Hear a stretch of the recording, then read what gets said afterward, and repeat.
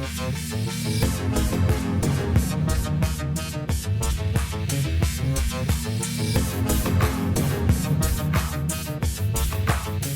Sciforror Film Podcast.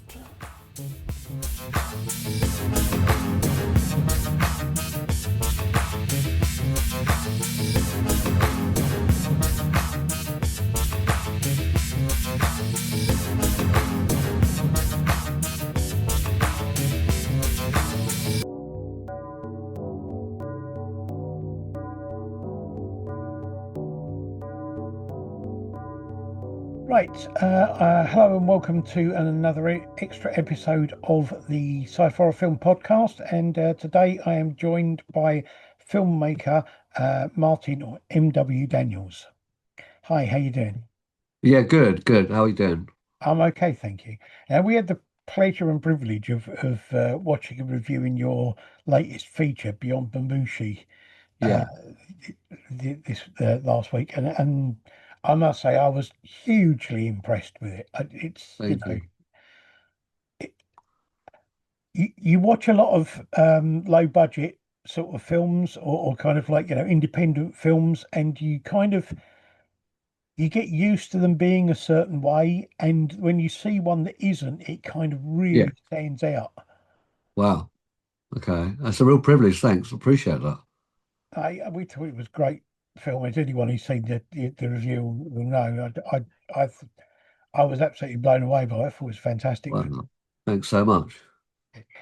Okay, we'll get into this the same way I normally do with everyone. How did you get into filmmaking and especially making like horror films? Um, I come from music before films, so I'm originally a drummer in bands, hardcore punk bands, metal bands, since the since the late 80s, and fast forward into 2010. I was doing a black metal project called Derelict Sermon, which was a one-person project. Was playing all the instruments, and someone called Adam Groves, who I never met. Oddly enough, I'm meeting him for the first time, believe it or not, at the premiere. He's coming down, so it's quite emotional meeting someone.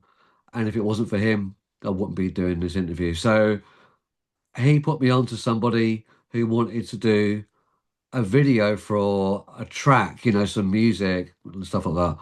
So he contacted me, and that was it. Yeah, I kind of did a track and then put it on the film, did some acting, wrote a bit of the script, and it kind of developed over time. And I met a lot of people through him, like Karina, met Karina through him, and Katerina, who was doing the makeup on some of the early films, she knew Nikolai Cornham, and maybe it was in late 2014, and I said, "Yeah, I really want to do something more digital with the films, much more like, I don't know, the following. I really like the following. So all that kind of stuff, a lot of the up-to-date series that were on Netflix or somewhere at that time. So she put me onto Nikolai. That was it, and then it became Nikolai teaching me for the next 10 years, inadvertently teaching me, I suppose, the hard way, how to write proper scripts, how to do proper films. And so he worked with Lars von Trier because Nikolai was from Denmark. So he worked on a lot of early stuff, Lars von Trier stuff. So Nikolai was well schooled, and he's well schooled in professional films. So yeah, really went through the hairdryer treatment at times, and that's what I wanted, and we're right up to date with where we are now. Cool, cool. I noticed I noticed when I was looking up films that you've made and that sort of thing. You did a lot of short films. Now, a lot of them are listed as being dramas, but when I looked at what they're actually about, Yeah, they're kind of still very dark subject matters. So, yeah. would you say they were dramas or horror? Which kind of side of the fence do you fall on? Do you think you make horror films, or do you make dramas and horrors, or what? Um, I don't know. It's strange, really. I just always see myself as someone who tries his hand at different subjects, I suppose, and they just turn out like that. But it seems now I'm more in the horror thing because really enjoyed making the new film. So maybe it is that, and I plan a horror film for the next film. But the old films, The Other Souls of Evie was about, um, a woman who's an alcoholic and she's bringing up her brother who's had a serious accident. Yeah, Um, and that's got dark connotations and everyone laugh at Evie is a horror film, House of Lexi is a horror film, Vampires Are Lonely is a horror film. So there is three early horror films that I was happy with then, but I knew there was better in me to do something in the future. And but the other films, being without and maybe Emily's Hands, got some sci-fi in it. They're all got something dark about them. I'm never going to make kind of A Star Is Born or something. You know, never going to um, happen. I must admit, I did actually have the privilege. I've actually seen a couple of your films before, Okay, because you have made House of Lexi and the Isolation Horrors. that's right. Both involved somebody I know quite well. Was I can't remember her name. Oh, Emma Dark. Emma Dark, yeah, Yeah, yeah, yeah. I mean, yeah, I've known Emma for quite a while. I met her at a cinema club in London. right, We used to go to, and yeah, well, I've interviewed her on the show before. We've reviewed one of the films that she made. yeah, Um, and yeah, she kind of showed sent me things that links to House of Lexi and to the Isolation Horrors. right, right. So I got to see them as well. So that was cool. Yeah, it's actually Nikolai is the mastermind behind the Isolation Horror. So he put that together, not me, and then invited myself and Emma. I think it was Richard Markworth and maybe someone else to do films during lockdown, Yeah, doing films at home, and yeah, it was really good. I did the music for Emma's film. She's done a really short, very, very short film on that. yeah, And I did the music for it. I think it was like 2 minute film. It was really short. But yeah, Emma's great. I wish she would do more stuff because she's really super talented and she's a big influence on me when it comes to actually filming stuff. Because I've done a mm. couple of films like with my dad in. He's never acted before, but one kind of won an award. So and One of, Emma one of was a big one of the things influence. one of the things she said to me because I was talking to her about filmmaking, and Mm, one of the things she said to me just in passing at the film club was the fact that she said you should never be afraid of admitting what you can't do yeah, and yeah, asking for help. yeah. It's true. She's good with advice as well. Yeah, She told me like, never kind of never go missing on social media, always keep your stuff up there, like going. And so yeah, she's right. But yeah. it'd be good to see something new from her. It'd be great. Yeah, yeah. No, I know she's doing a lot of writing stuff and things like that, and photography things. I think at the moment. Right, yeah, yeah. I don't Yeah, quite she's know if cool. she's doing much in the way of filming. Yeah. Um, right, coming up to Beyond Mamushi, where did the idea for that come from? What was behind the whole thing of that?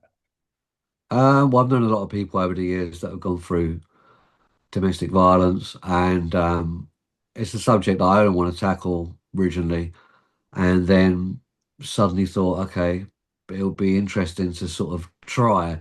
So I did, yeah, and yeah, it was not easy to write it, I suppose. It went through 16 changes. Wow. It's quite long, really, but yeah, it's a subject that I didn't. There's a lot of subjects I wouldn't go near, dark subjects, and that was one of them. But yeah, I thought, okay, let's see how this works in a skeleton script, and it worked. I mean, it is there are a few bits in it that are a bit of a hard watch, you know, Okay, because right. it doesn't pull any punches, Yeah, and I think it's all the better for it. It mm, kind of what got me was how realistic it all came across. yeah, The absolutely. relationship between the couple Mm. and everything about it just really everything seemed really real. Yeah, yeah. completely. Yeah, I mean that's down to how good they are, and they're phenomenal. So yeah, they did an amazing job, and they're just such great talents, you know. Yeah, yeah. I just put one thing straight that I got wrong in the review, which is the fact Okay, that it's not Beyond Mamushi is not at the Romford Film Festival, but no, it is having its premiere at the Lumiere Cinema in Romford, that's right. which is the same place where the Yeah, festival is being held. That's why I was right. confused by it, I think. Yeah, yeah, yeah. That's cool. So when is the actual premiere? Um, on the 28th of February, so it's what, 2 weeks today? Yeah, okay, that's cool. That's cool. We get this out in time for that. Yeah, Um, uh, so what you were saying were looking to work on horror film for the next film. Have you yeah. already got something in planning, or are you just got ideas? Um, yeah, I've got a bit of both really. Um, and we'll just see, it's a long way off, very long way off, but because, Beyond Mamushi's got, as all the films when you put them in festivals or it's like a couple of years, Yeah, um, and my previous film, Lizzie had done that as well, done 2 years, and then took it out of festivals, and then it went on Amazon Prime. So it sort of takes a long time, in festivals. But still, within that time, there's the getting together of something. I mean, who knows? I might not do a film again. I may do a film again. It's very difficult to. I never kind of look at the future in that way. I just see if the resources are there, yeah, then I'll do something. But I never really plan properly unless the resources are there, which is financial and locations, the two real difficult things to get when yeah, you're a filmmaker. absolutely. So is Beyond Mamushi, you already got that in some festivals, or are you going to be sending that out to them after the premiere? Well, it won Best Feature maybe 2 weeks ago at the Dunwich Horror Festival, Right. which was great, because I entered it a week before, and it won. So just I can't really ask for more than that. No. And myself and the rest of the team just blown away by that, So it's great to go into a film premiere and of your film, and you've won an award, so it's really cool. But yeah, I'll kind of keep sending it out and keep going for it as much as I can. Cool. Oh, that's good. Are you still doing music stuff as well, or is that kind of like on a back burner for the films? Well, I do music for all the films. I did all the music for Beyond Mamushi, and I did all the music for every film I do. Right. I do all the music. So, and outside of that, I do kind of music. I still play drums, still do projects with bands. I still release music and like on Bandcamp under a label, and kind of extreme electronic music, or black metal, or soundtrack stuff, all sorts of things, and Cool. done some other people's film soundtracks and bits and pieces. So I'm always kind of busy with stuff, but I like that. Cool. Oh, what sort of films kind of influenced you, or did you watch before you started making films that you kind of like feel that you draw off in when you put films together and make them? I've always loved films, so since I was a child, sort of thing. I mean, I'm a child of the '70s, so it's Yeah, Star Wars and Superman, when I was growing up, and Jaws, so those films, I love, and my brother's 8 years older than me, so maybe it was 1977 or '78. And when I was meant to go to bed, we had bunk beds, and mum and dad would be looking in, see if I'm asleep. And then my brother would wake me up, and it's the horror double bill on BBC Two. So I got to watch that early on. yeah, So when my brother was out, maybe a couple of years later, I used to watch it on my own.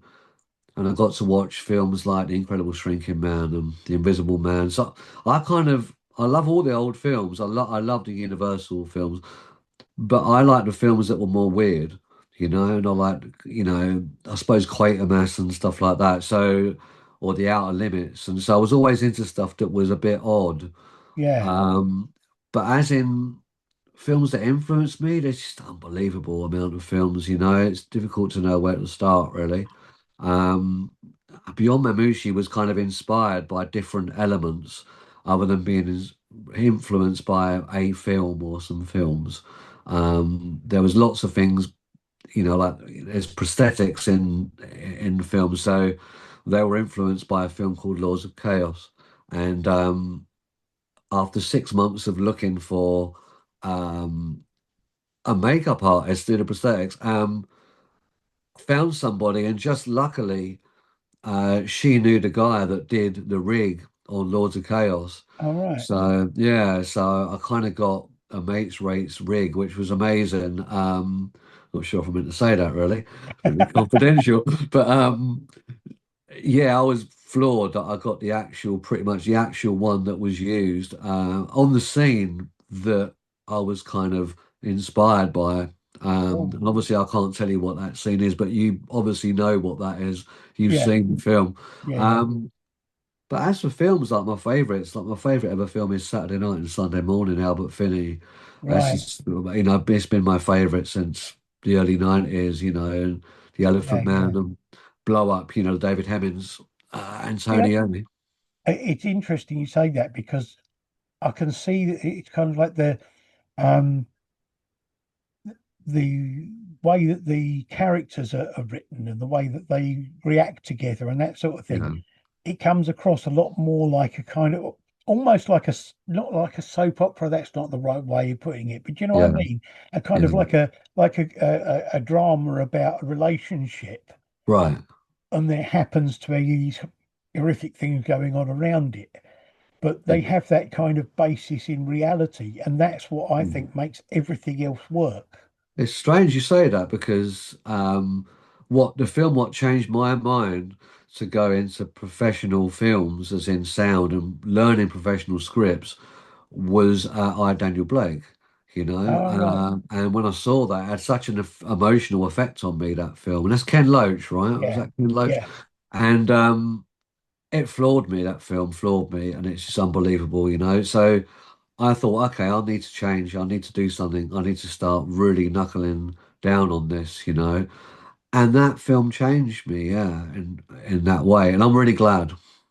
Yeah. No, it comes across really well. As I say, it the you can identify with the relationship with them and identify with them as people, Yeah, and so therefore it makes everything else seem more real.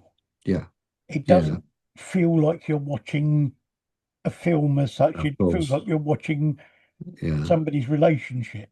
A fly on the wall, you know. Yeah. That's what it Yeah. seems to be. And when we went into rehearsal for, say, one of the early scenes in the film, let's say, um, yeah, it was, you could feel the power in the room. You can feel the atmosphere in the room change when Karina and Gary began like acting out stuff for the first time, and it was unreal, you know, because we'd rehearsed it for quite a while, you know, and on and off actually through that year. And when we come to actually film it, the power was unbelievable. But because you see how great these people are at doing what they do, and the same with Stephen, the same with Gemma, and the same with Kathy, you know, um, all everybody, as well as Karina and Gary in the cast, brilliant. You know, they all played their parts amazingly. Yeah, they do. It does work so well. It's a really good film, and I'm really glad that we had the opportunity to watch it. Thank you for that. That's all right. Um, so, I mean, you've got nothing hard and fast as to what you're going to be doing next, but any idea? I mean, you say you don't look to these too far to the future, but I'm assuming that you want to keep on making films. And are you going to go carry on making feature films, or are you going to go back to short films, do you think? Um, you're probably the only person who's called it a feature film in that way. I mean, I know it's won Best Feature, so it's probably just up to the wire of a Yeah. feature, maybe, you know. Um, like featurette is, I think that's what they call it, right? Yeah, I think because that's it's not quite an hour, is it? it's not It's a quite an couple of hour. minutes off an hour. I know. If only we'd like not had that sandwich and cup of tea, we could have stuck another 10 minutes in. We could Mm, have really Just, got it up there, just, you know? just put bulk out the credits a bit. Yeah, well, that's the idea, though, you know. Um, but yeah, I mean, I knew it was going to be longer than Lizzie Head. Lizzie Head was 35 minutes, but even that won Best Feature, Wow. because it's like in between short and feature. So it won a Yeah. Best Short and a Best Feature. So if you put it on your CV, film CV, maybe agents may get confused. They'll be like, well, this is the same film, but it won short and kind of feature. Like, they've got to make up Yeah. their mind. But so this is a bit different. But I've run into problems with Beyond Mamushi already when it comes to entering it because it's too short for being long. So this is the thing. And it's always going to be like this, and you have to sort of really do the work to try and enter it. It does annoy me a little bit when they kind of have everything's got to be put into little boxes. This has got to be Yeah, below that length to be yeah, this, so it could, you yeah, know what I mean? It's like yeah. It's really, annoying. you It's know, annoying, but it's because you get kind of you will look at the festival and you kind of think, oh, great, this looks really good one, and that's it. You look at the yeah, timing and that's it. You move on. yeah. No, no, I get that. I mean, I would say it's a feature film because Yeah, I mean it's nearly an hour long and yeah, it is it has all of the elements in the within the story. The story kind of like is not one that it's not a short clip of a story or right. just a little thing. You actually get a full story laid out Yeah, in quite good detail. yeah, To be honest, the fact that you did it that it comes in at under an hour, I was quite surprised yeah, yeah, because although it didn't, it's weird. When you're watching it, it feels like it's longer, but not in a way that's like sort of, oh God, this is dragging. It feels like it's longer because it feels like a bigger film. yeah. It does. Yeah, because the way I spaced it out. I mean, that was kind of maybe influenced by Michelangelo Antonioni. Because one of my favorite films is Blow Up, from Yeah, 1966 with David yeah, Hemmings.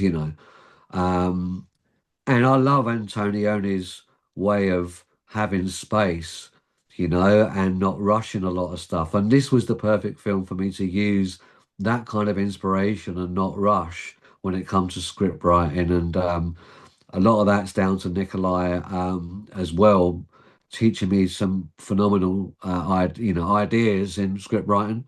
And Karina Jane, who starred the film, she had quite a hand in writing, like, changing some parts where we discussed a lot of stuff. And, you don't normally get actors doing that. But I've known Karina since the beginning, of films, for my films. So yeah, she had some wonderful ideas, and we kind of collaborated with these ideas and, great. It worked yeah, really well. yeah. I mean, I think the pacing it was another part. It all of it's like I don't know, I don't like to use this phrase too much, but it's like the stars aligning type thing. But the pacing was really just right for the Yeah, story that you had. The story was right, all the elements were there and they all worked well together. The yeah, acting worked really well and it came across as being realistic. yeah, And the effects and things that you had were brilliant. yeah, There wasn't there were it wasn't it's not a film that's laced with masses of effects and stuff like that. But what there is works really well and is really well done. yeah. Yeah, it was sort of I paced it so the effects are they're just not overdone. They're just relevant to where they are. Yeah, As they say, everything's in its right place. And, it's one of those films where you learn so much from doing so many films, and you get to this stage and you think, okay, I'm going to take my time on writing this, and yeah, not rush it and just chuck stuff in, I'm going to stretch stuff out. And that's what I did, and it works. I think it's the first film. Maybe, yeah, it is the first film that I've been 100% really happy with. And yeah, I'm very proud of it. well, I think it should be. I think I thought it was a great film. I would say, I mean, I know we're only just into the start of the year, Yeah, but I mean, it's one of the best independent films I've seen for a long time. Wow, that's amazing. Thank you. I really You appreciate that. We'll just see how it goes and see where it goes. Who knows? I always approach it like that. I'm one of these people that I'm quite ground leveled with stuff, and you put the film out, and then I'm kind of always got ideas in my head, even before the wrap, on yeah, the film, and you're thinking about the future. You're thinking about what can I do next, um, but with this, yeah, I don't want to run before I can walk. I'm always like that. You yeah, just sort of put it out and you hope for the best, but you just send it out and you kind of forget about it in a way. I keep yeah. plugging it on social media, but you forget about the entering of festivals. You just do it and that's it. But so you don't wait for things to come through your letterbox No, no, no, I get that. because they never Well, will. no, no, They never will. absolutely. They never will. Well, I wish you all the best with the premiere and with Beyond Mamushi in any festivals it goes into, and Brilliant. with Thank your you. future projects. Thanks very much. I appreciate that. So anybody who's out there, if you are free, are there still tickets available for Beyond It's Mamushi? sold out, but All right. we're trying to do like a private sort of wait list because a lot of people, like Kathy, who's in the film, couldn't get a ticket because she didn't Wow. think she had to. So there's a lot of confusion. It's Yeah. my fault. It's my fault. I take full responsibility. Um, you know, um, but yeah, so there's maybe a few people who still want tickets, but I'm surprised it's sold out. I'm very surprised. I'm very grateful and surprised at the same time. And Well, yeah, and I get that. I think, I mean, it's a great place to show it, and they're coming like the week after the horror film festival. A lot of people who will be interested in that will also be interested in your film, and you know, yeah.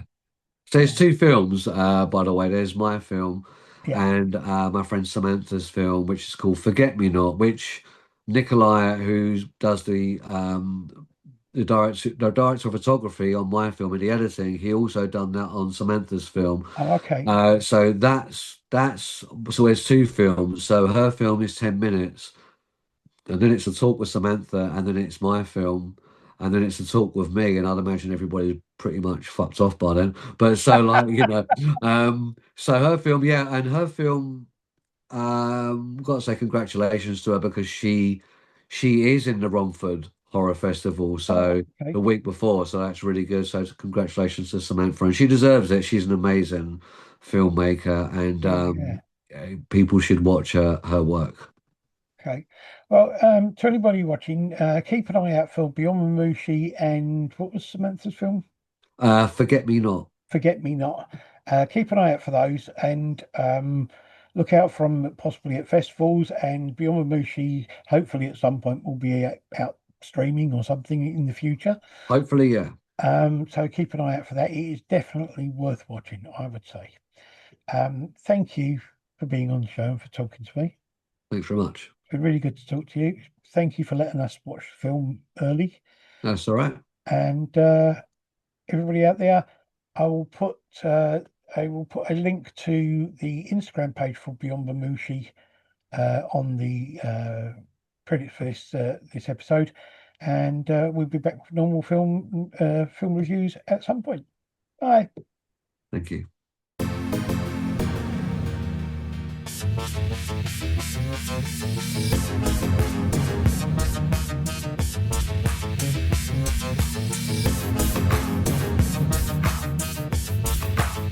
The Sciforror Film Podcast.